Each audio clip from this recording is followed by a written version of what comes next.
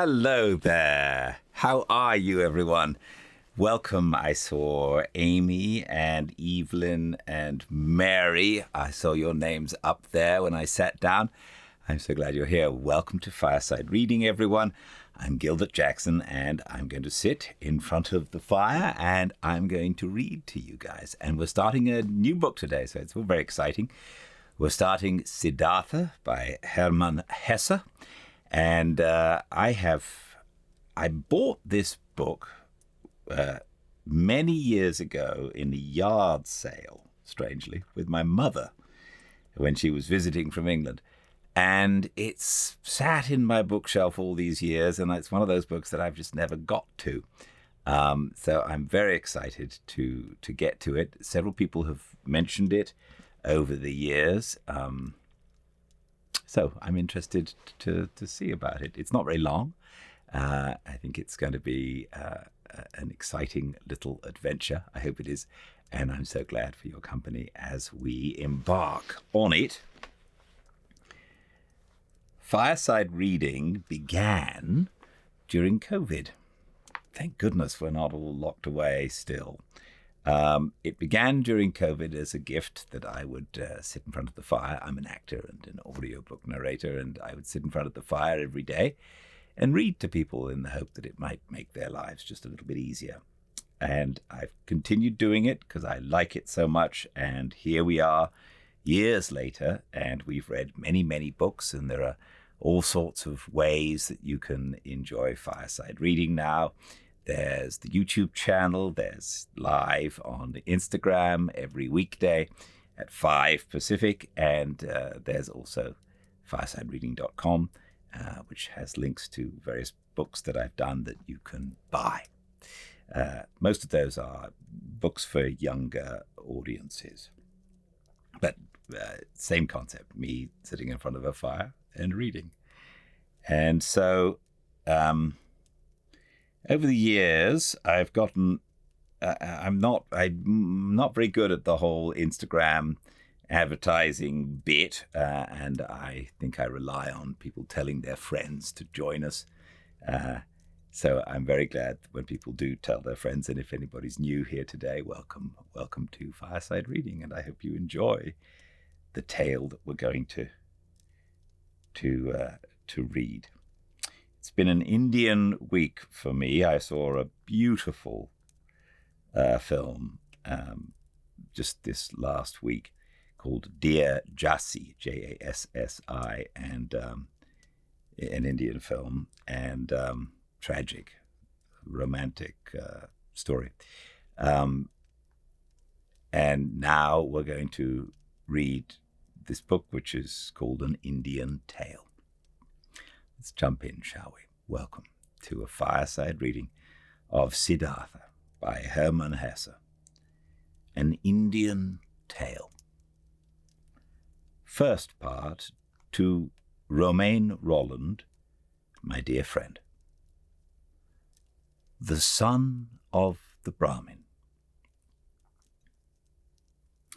In the shade of the house, in the sunshine of the riverbank near the boats, in the shade of the salwood forest, in the shade of the fig tree, is where Siddhartha grew up, the handsome son of the Brahmin, the young falcon, together with his friend Govinda, son of a Brahmin.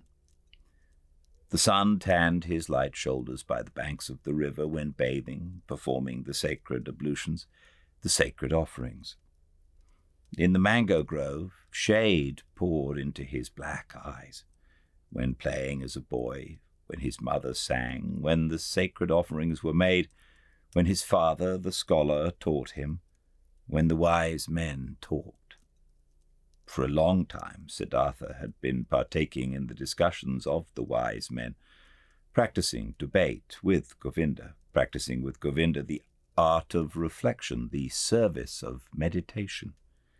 He already knew how to speak the Om silently, the word of words, to speak it silently into himself while inhaling, to speak it silently out of himself while exhaling, with all the concentration of his soul, the forehead surrounded by the glow of the clear-thinking spirit.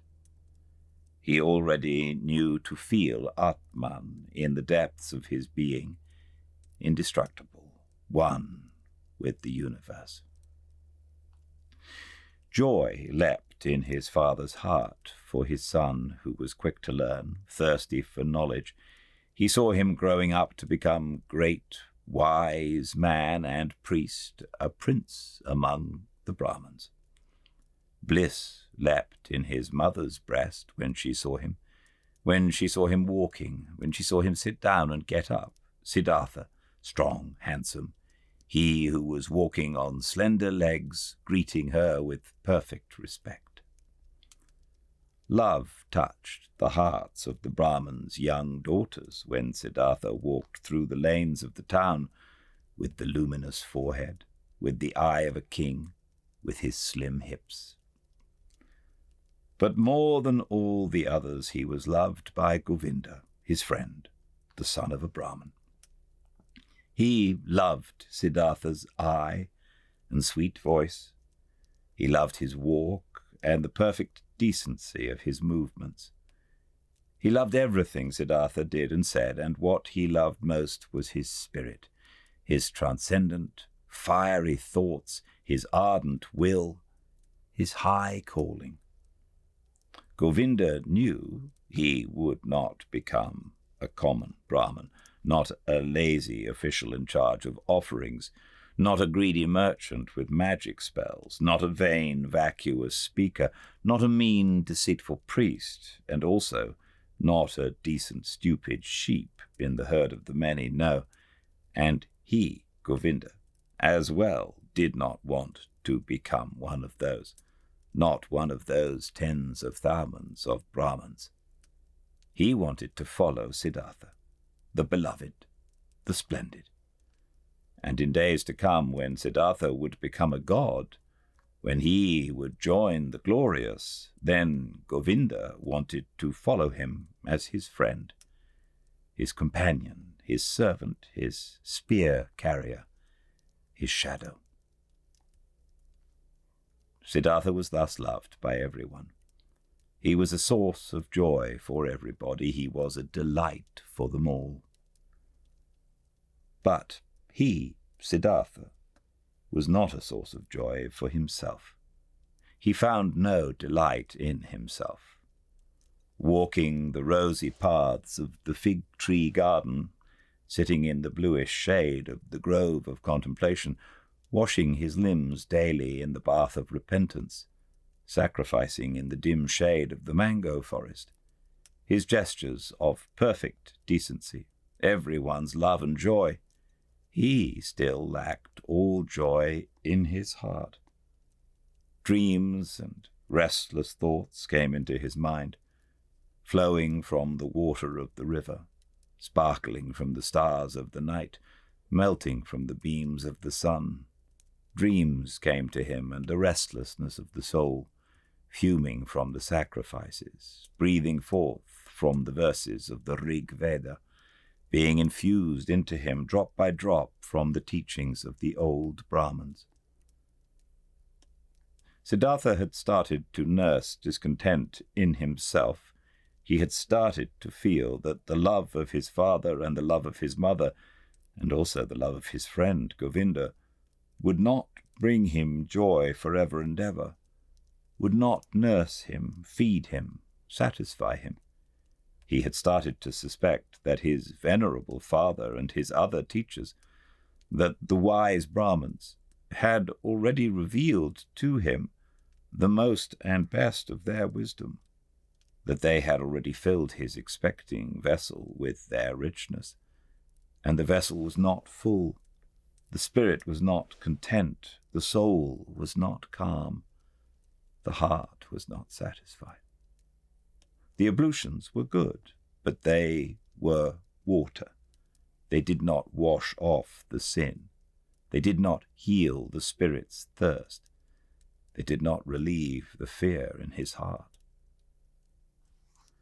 The sacrifices and the invocation of the gods were excellent, but was that all? Did the sacrifices give a happy fortune? And what about the gods? Was it really Prajapati who had created the world? Was it not the Atman, he, the only one, the singular one? Were the gods not creations, created like me and you, subject to time, mortal? Was it therefore good? Was it right? Was it meaningful and the highest occupation to make offerings to the gods? For whom else were offerings to be made? Who else was to be worshipped but him, the only one, the Atman? And where was Atman to be found? Where did he reside? Where did his eternal heart beat? Where else but in one's own self, in its innermost part, in its indestructible part, which everyone had in himself? But where was this self, this innermost part, this ultimate part? It was not flesh and bone, it was neither thought nor consciousness. Thus the wisest ones taught. So where was it? To reach this place, the self, myself, the Atman, there was another way, which was worthwhile looking for? Alas, and nobody showed this way. Nobody knew it. Not the Father, and not the teachers and wise men, not the holy sacrificial songs. They knew everything, the Brahmins and their holy books. They knew everything. They had taken care of everything, and of more than everything. The creation of the world, the origin of speech, of food, of inhaling, of exhaling, the arrangement of the senses, the acts of the gods. They knew infinitely much. But was it valuable to know all of this, not knowing that one and only thing, the most important thing, the solely important thing? Surely many verses of the holy books, particularly in the Upanishads of Samaveda, spoke of this innermost and ultimate thing, wonderful verses. Your soul is the whole world, was written there, and it was written that man in his sleep, in his deep sleep, would meet with his innermost part and would reside in the Atman. Marvelous wisdom was in these verses. All knowledge of the wisest ones had been collected here in magic words, pure as honey collected by bees. No, not to be looked down upon was the tremendous amount of enlightenment which lay here collected and preserved by innumerable generations of wise Brahmins.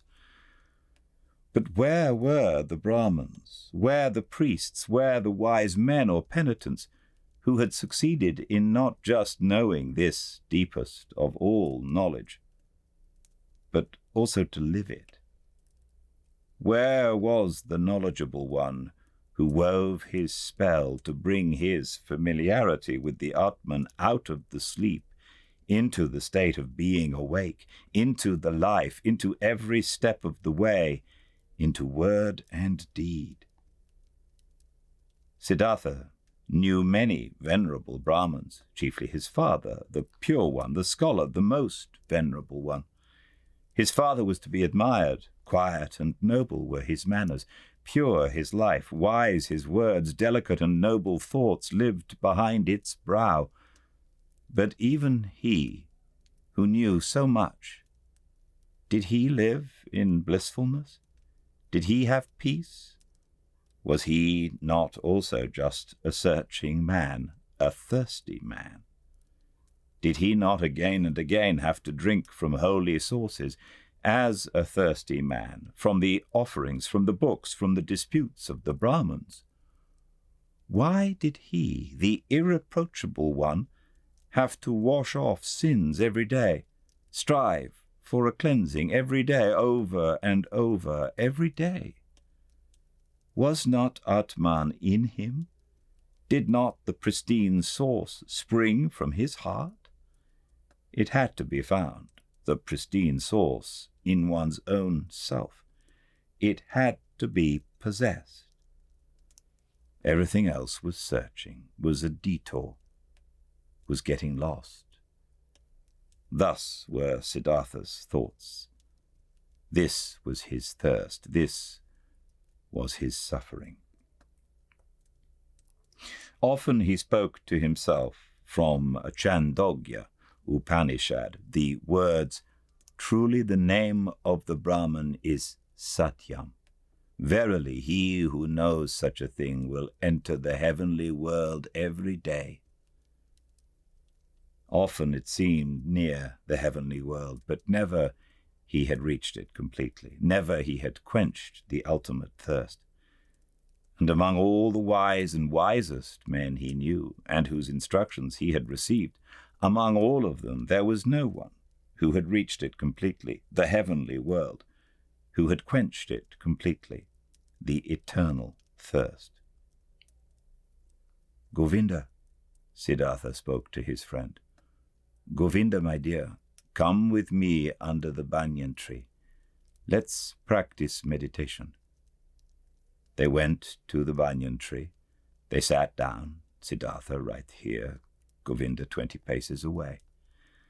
While putting himself down, ready to speak the Om, Siddhartha repeated, murmuring the verse, "Om is the bow, the arrow is soul. The Brahman is the arrow's target, that one should incessantly hit." After the usual time of the exercise and meditation had passed, Govinda rose. The evening had come. It was time to perform the evening's ablution. He called Siddhartha's name. Siddhartha did not answer. Siddhartha sat there lost in thought. His eyes were rigidly focused towards a very distant target. The tip of his tongue was protruding a little between the teeth. He seemed not to breathe. Thus sat he, wrapped up in contemplation, thinking Om, his soul sent after the Brahman as an arrow. Once, Samanas had travelled through Siddhartha's town, ascetics on a pilgrimage, 3 skinny, withered men, neither old nor young, with dusty and bloody shoulders, almost naked, scorched by the sun, surrounded by loneliness, strangers and enemies to the world, strangers and lank jackals in the realm of humans. Behind them blew a hot scent of quiet passion, of destructive service, of merciless self-denial. In the evening, after the hour of contemplation, Siddhartha spoke to Govinda. "Early tomorrow morning, my friend, Siddhartha will go to the Samanas. He will become a Samana." Govinda turned pale when he heard these words and read the decision in the motionless face of his friend, unstoppable like the arrow shot from the bow. Soon, and with the first glance, Govinda realized, now it is beginning. Now Siddhartha is taking his own way. Now his fate is beginning to sprout. And with his, my own. And he turned pale like a dry banana skin. "Oh, Siddhartha," he exclaimed, "will your father permit you to do that?" Siddhartha looked over as if he was just waking up. Arrow fast, he read in Govinda's soul, read the fear, read the submission. "Oh, Govinda," he spoke quietly, "let's not waste words. Tomorrow at daybreak, I will begin the life of the Samanas. Speak no more of it." Siddhartha entered the chamber where his father was sitting on a map of bast, and stepped behind his father and remained standing there until his father felt that someone was standing behind him. Quoth the Brahman, "Is that you, Siddhartha?" Then say what you came to say. Quoth Siddhartha, with your permission, my father, I came to tell you that it is my longing to leave your house tomorrow and go to the ascetics. My desire is to become a samana. May my father not oppose this.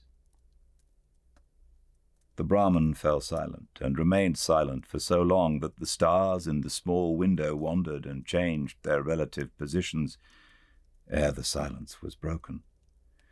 Silent and motionless stood the son with his arms folded. Silent and motionless sat the father on the mat, and the stars traced their paths in the sky. Then spoke the father. Not proper it is for a Brahmin to speak harsh and angry words, but indignation is in my heart. I wish not to hear this request for a second time from your mouth. Slowly the Brahmin rose. Siddhartha stood silently, his arms folded. What are you waiting for? Asked the father. Quoth Siddhartha, you know what. Indignant, the father left the chamber. Indignant, he went to his bed and lay down. After an hour, since no sleep had come over his eyes, the Brahmin stood up, paced to and fro, and left the house. Through the small window of the chamber he looked back inside, and there he saw Siddhartha standing, his arms folded, not moving from his spot. Pale shimmered his bright robe. With anxiety in his heart, the father returned to his bed. After another hour, since no sleep had come over his eyes, the Brahmin stood up again, paced to and fro, walked out of the house, and saw that the moon had risen. Through the window of the chamber he looked back inside. There stood Siddhartha, not moving from his spot, his arms folded, moonlight reflecting from his bare shins. With worry in his heart, the father went back to bed. And he came back after an hour. He came back after 2 hours, looked through the small window, saw Siddhartha standing in the moonlight, by the light of the stars, in the darkness. And he came back hour after hour silently. He looked into the chamber, saw him standing in the same place, filled his heart with anger, filled his heart with unrest, filled his heart with anguish, filled it with sadness. And in the night's last hour, before the day began, he returned, stepped into the room, saw the young man standing there who seemed tall and like a stranger to him. Siddhartha, he spoke, what are you waiting for? You know what. Will you always stand that way and wait until it'll become morning, noon, and evening? I will stand and wait. You will become tired, Siddhartha. I will become tired. You will fall asleep, Siddhartha. I will not fall asleep. You will die, Siddhartha. I will die. And would you rather die than obey your father? Siddhartha has always obeyed his father. So will you abandon your plan? Siddhartha will do what his father will tell him to do. The first light of day shone into the room. The Brahmin saw that Siddhartha was trembling softly in his knees. In Siddhartha's face he saw no trembling. His eyes were fixed on a distant spot. Then his father realized that even now Siddhartha no longer dwelt with him in his home, that he had already left him. The father touched Siddhartha's shoulder. You will, he spoke, go into the forest and be a samana. When you'll have found blissfulness in the forest, then come back and teach me to be blissful. If you'll find disappointment, then return, and let us once again make offerings to the gods together. Go now and kiss your mother. Tell her where you are going to, but for me it is time to go to the river and to perform the first ablution. He took his hand from the shoulder of his son and went outside. Siddhartha wavered to the side as he tried to walk. He put his limbs back under control, bowed to his father, and went to his mother to do as his father had said. As he slowly left on stiff legs in the first light of day, the still, quiet town, a shadow rose near the last hut, who had crouched there and joined the pilgrim, Govinda. "You have come," said Siddhartha, and smiled. "I have come," said Govinda.